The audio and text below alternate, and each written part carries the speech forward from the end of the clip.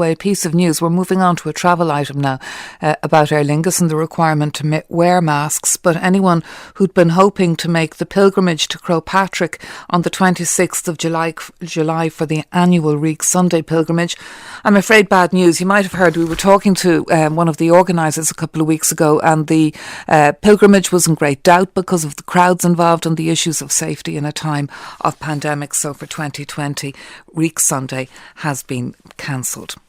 And as I was saying, from Thursday, anyone travelling with Aer Lingus is being requested to wear a face mask or suitable covering. Eoghan Corry, aviation journalist, is on the line. I suppose with Ryanair and other airlines, this was inevitable, was it, Eoghan, from Aer Lingus?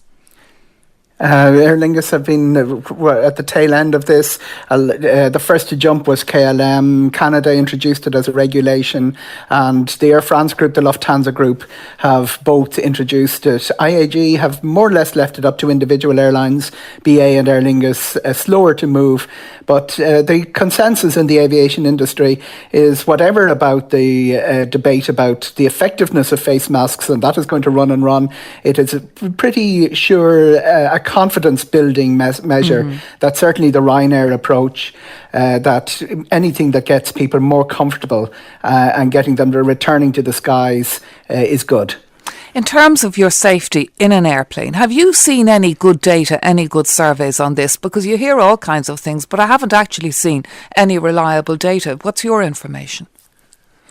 Well, Asia is where we're looking. When they reopened Asia, there was all the same debates a little bit ahead of us. Social distancing on aircraft obviously doesn't work. The aviation lobby will be very quick to point out the filters, the air filters, which are very state-of-the-art on aircraft, bring air up to hospital standard, up to hospital operating theatre standard. Everything is recycled 30 times an hour. But what we've seen in Asia is a couple of the countries like Malaysia and Indonesia requiring this middle seat be kept empty. That was a debate that rolled around here for a little while and is still rolling around in the United States. But there is an acceptance with the European Commission last Wednesday and the European Air Safety Authority that social distancing is not going to happen on aircraft, that all the action is going to have to be before you board, with issues like distancing and sanitising in the airport and temperature checks. And of course there's a row waiting in the wings as to who's going to pay for all of that. Who's going to pay for all of everything at the moment is the big question. The other issue, EasyJet, what news have they been giving this lunchtime about a hacking? It seems to be pretty large scale, doesn't it?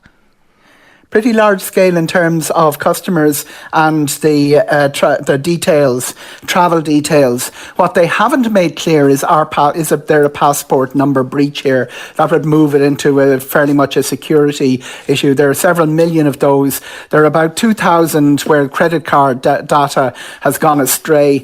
It's a big issue for EasyJet. They've been calming it down with their statements, but the data commissioner, the London equivalent of the data commissioner, hit British Airways with a huge fine of nearly €200 million last July over a similar data breach where, in fairness, there was a bigger credit card issue because customers had been diverted to a bogus website.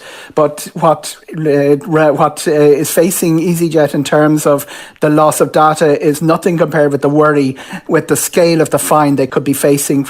It could be 4% of turnover, and that would make it a €200 million fine. British Airways was on a slightly lesser scale than that, but it's colossal money. All right. Thank you very much indeed for bringing us that news this lunchtime.